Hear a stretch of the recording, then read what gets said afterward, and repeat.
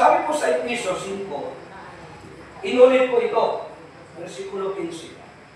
Mag-ingat kayo kung paano kayo namumuhay. It's talking about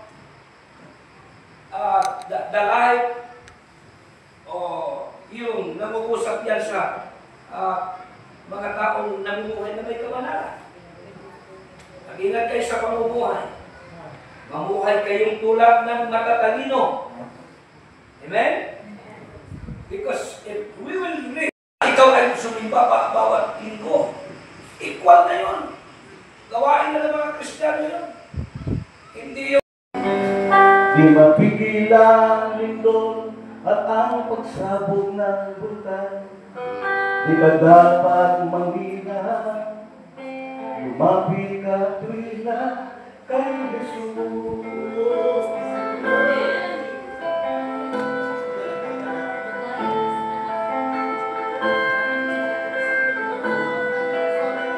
Kahit na anong nangyari sa ating bansa, di mapigil ang bagyo at ang pagragasa ng baha.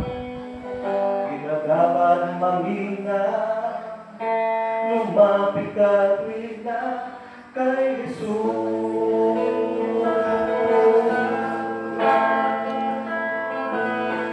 Magpatuloy ka, manalangin kay Jesus. Kahit na anong mangyari sa'yo, magpatuloy ka, manawagan kay Jesus. Kahit na anong mangyari sa'yo,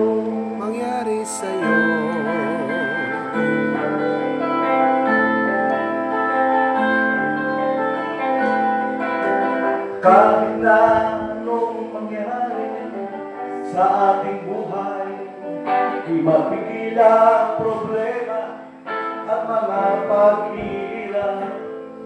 Di ka dapat manghina, lumapit ka tuwina kay Jesus.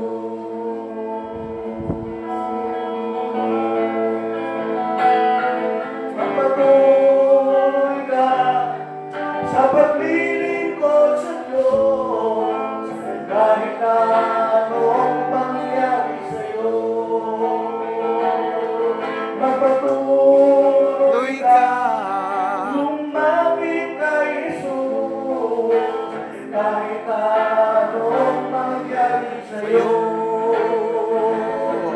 Ingatan ka niya, hatid kay pag-asa, biyaya kay lahat, kailanman.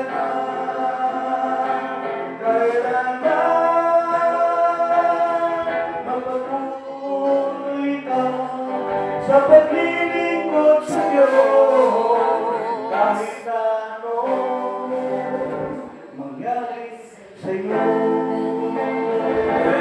Praise the Lord, hallelujah. Pagpapalagay natin ang Panginoon. Sama natin ang Diyos. Ang Diyos na pinaglilingkuran natin ay Diyos ng mga himala. Sabi mo sa katabi mo, nais mo ng himala? Wala ka?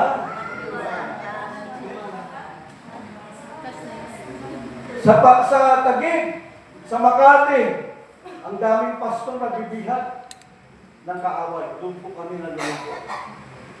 Nabibihag. Salamat sa Diyos dito sa Baybay, ang mga pastor dito, sila ang nagbibihag sa mga kaluluwa galing sa kamay ng kaaway. Amen?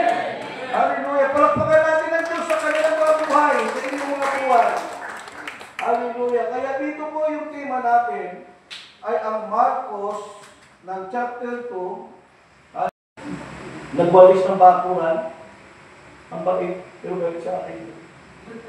Para pag namatay ako doon, ako'y buron. Ang bait eh. Doon ako'y buron. Nung makilala mo si Lord, binago na buhay ko, pinagaling pa. Ako siya naglinis ng bakod para doon ako'y lagay, para pag ako namatay. Siya yung nilagay doon.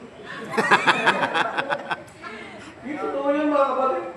Pag minahal mo ang Diyos, ko sa iyo pagtotoo ka sa pagmamahal mo sa Diyos. Gaano man kasakit ang dadanasin, pinagdadaanan mo. Hallelujah. Ipapahintulong ng Diyos yan. Dahil alam niya, magtitiwala ka sa Kanya at pagdating ang pagsubok, hindi mo siya iiwanan. Hallelujah. Amen. Kaya ako sabi ko sa akin may bahay, pasensya ka na. Paggising sa umaga, may gatas siya sa refrigerator. Maganda ang kanyang pagkain sa umaga, may almusal siya. Nung magpastor kami, hindi makakain maayos siya. Para na may mapaisuso sa aking pangalan anak, kanin, lalagay na maraming tubig na mainit, ihigupin ngayon para na may sabaw. Ang hirap. Hallelujah. Pero sabi ng aking may bahay, huwag kang sumuko. May Bible study kami. Hallelujah, 3 ang nakikinig. 5 kami lahat. Nasa ilalim kami ng kamatsinin. Habang nagbabible study ako, yung 2 tulog. At yung isa naghihikap. Gaganahan ka ba? Baka sasabihin mo, ayaw ko na. Pero sabi na aking may bahay, nakikita ng Diyos yan.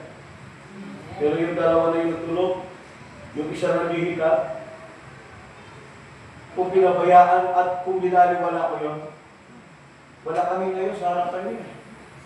Hindi namin tinignan yung kanilang kahinaan. Hindi namin tinignan yung mga bagay hindi namin gusto. Sabi ko sa sarili ko, yung mga tao pinagkagandala sa atin ng Diyos, ituloy mo worship.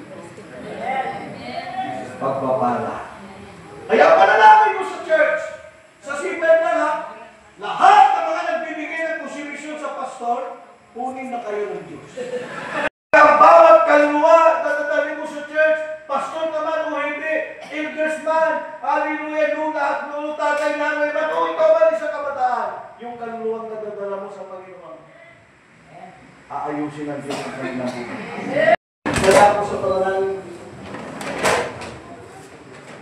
aawitin ko natin ang team song namin mga pastor sa Jerusalem, kay buti-buti yung Panginoon. Salamat sa ating mga puso. Pumuri kapag sambahin ang banal ng pangalan. Hallelujah!